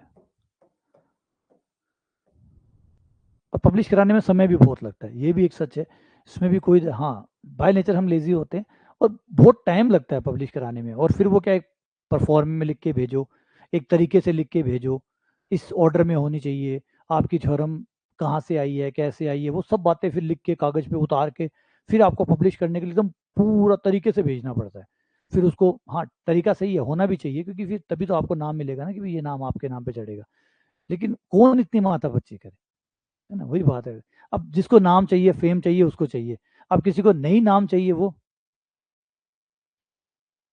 है ना, जिसको नाम नहीं चाहिए वो क्या करे, छोड़, छापो। अब जैसे बहुत से लोग ऐसे थे, जैसे न्यूटन थे, या आप आइलर को ले लो, या बाकी इसके बाद पॉइनकेयर को ले लो, ये लोग ऐसे थे जिन्होंने बहुत सारे रिजल्ट निकाले लेकिन कभी पब्लिश नहीं करवाए। ठीक है, इनके जो, मतलब जो स्टूडेंट होते थे और होते थे वो पब्लिश करा देते थे, करा दो नहीं तो पड़ा है, कोई बात नहीं, मेरा काम हो गया, मुझे करना था, मुझे मज़ा आता है, मैंने कर दिया, अब तुम्हें छपवाना है तो छपवाओ, नहीं तो पड़ा रहने दो। ऐसे होते थे। तो ये कैसे काम करती है वो देखो। अगर कोई पूछे कि फैक्टोरियल 16 में अगर हम 17 से डिवाइड करें तो शेषफल कितना आएगा, फैक्टोरियल 16 को अगर 17 से डिवाइड करें तो शेषफल कितना आएगा, तो आंसर यहाँ पे ये है हमारा 16। ठीक है, थ्योरम के अनुसार, जो कि कहती है कि p-1 को अगर आप p से डिवाइड करेंगे तो शेषफल -1 आएगा। तो ये थ्योरम यहाँ पे अप्लाई हो सकती है। p प्राइम नंबर है तो यहाँ पे p प्राइम नंबर है वो देख लो, p प्राइम नंबर है 17 है, 17 में से 1 गया 16, p-1 16 आ गया। अब इसको डिवाइड करोगे तो शेषफल आएगा -1, लेकिन शेषफल -1 लिखते नहीं है, तो शेषफल अगर -1 है, भाजक 17 था, तो धनात्मक शेषफल कितना हो जाएगा, 16, तो वो हो जाएगा 16। तो ये फैक्टोरियल से जुड़े हुए सवाल है। जब फैक्टोरियल से विभाजित करने का नियम आता है तो हम विल्सन थ्योरम का इस्तेमाल करते हैं। ठीक है ना। और मनीष कह रहा है हमसे तो सोते सोते करवा लो, हम तो खाली सोते सोते कर लेंगे। ठीक है, देखा, इसलिए कभी आप बुरा ना मानिएगा अगर आपको ये लगे कि आप आलसी हैं। तो ये गणित के बाय नेचर बाय प्रोडक्ट है हमारा। हमारी गणित जो है वो दिमाग पे ज़्यादा बोझ डालती है, शरीर पे कम डालती है, जिससे हमारा शरीर तो कम एक्टिव होता है, दिमाग ज़्यादा एक्टिव होता है। तो अगर आप लोग सुस्त हैं, आलसी हैं, तो आप अपने घर वालों को समझा सकते हैं कि गणित के लोग ऐसे ही होते थे। हम तो क्या, हमसे बड़े बड़े ऐसे लोग थे जिन्होंने इतनी अच्छी अच्छी चीज़ें खोजी, छपवाई नहीं, कारण सिर्फ आलस, कौन छपाएगा, छोड़ो। तो क्या, इतने बड़े बड़े लोगों ने ऐसे ही चीज़ों को जाने दिया, ऐसे ही जाने दिया, तो हम तो हैं ही क्या। तो हम अगर आलसी हैं बाय नेचर तो बुरा ना मानिएगा, गणित के हैं, गणित के हम ऐसे ही होते हैं, यहाँ यहाँ का ज़्यादा इस्तेमाल करते हैं। और जब यहाँ का ज़्यादा इस्तेमाल करते हैं तो बाकी बॉडी पैरालिसिस जैसी होती है हमारी। है ना। अब समझ, पता नहीं आपके घर वाले समझ पाएंगे नहीं पाएंगे, मुझे नहीं पता, लेकिन आप कह तो सकते हो। फिर मान लो कुछ और भी हो सकता है। अच्छा, घर वाले नहीं समझेंगे, नहीं समझेंगे, ये भी सच है। कैसे समझाओगे उनको? कैसे फॉर्मेट के बारे में बताओगे? कैसे उन्हें पॉइंट केयर के बारे में बताओगे वो क्या करते थे? घर वाले ये पूछेंगे पटवारी था क्या, है ना। आप पूछोगे फॉर्मेट, पटवारी था, ग्राम सेवक था, क्या था, आरएस, है ना। क्योंकि घर वालों को तीन चार चीजें समझ में आती है। फौज में था, फौज में था, ग्राम सेवक था, पटवारी था, थर्ड ग्रेड में मास्टर है ना। ये चार पांच चीजें घर वाला इतनी समझ में आवे बस।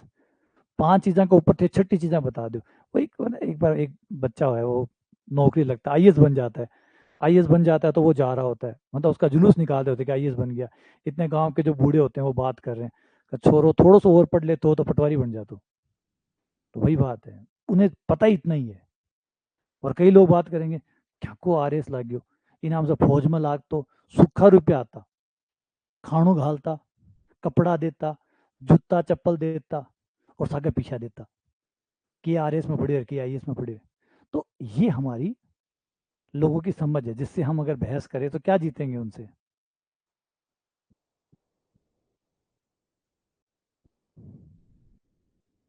हाँ, डी ग्रुप में लग गया कि वो फलाना को देखो डी ग्रुप में लग गयो। और वो हथौड़ो लिया फिरे भी कि कोई बात को नहीं। वो हथौड़ो लिया सिर के ऊपर बाल उड़ गया भी का, हथौड़ो लिया फिरे सारा दिन पटरिया के ऊपर, वो चाल जी।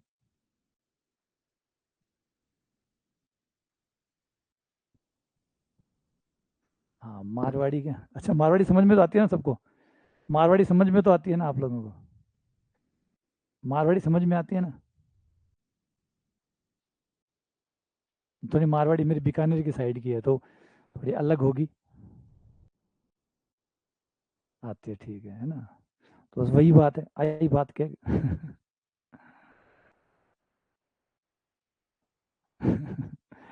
चलो ठीक है, मिलते हैं फिर शाम को, फिर मिलते हैं। और अच्छा, दोस्तों से थोड़ी मारवाड़ी अलग अलग होती है, हर जगह की अलग अलग होती है, तो हमारी मारवाड़ी थोड़ी अलग है। हाँ कम समझ में आती है क्या? अच्छा थोड़ी, ऐसे मारवाड़ी हमारी इतनी बुरी तो नहीं है, ठीक ठाक ही है। लेकिन मज़ा आता है जब मारवाड़ी बोलते हैं ना, तो ऐसा लगता है अपनी भाषा बोल रहे हैं, तो थोड़ा सा रिलीफ सा आता है। ठीक है, मिलते हैं आपसे। हाँ बिल्कुल, मारवाड़ी तो हुई, मारवाड़ी बोलते हैं, घर पे ही बोलते हैं। ठीक है, चलिए मिलते हैं आपसे शाम को फिर से।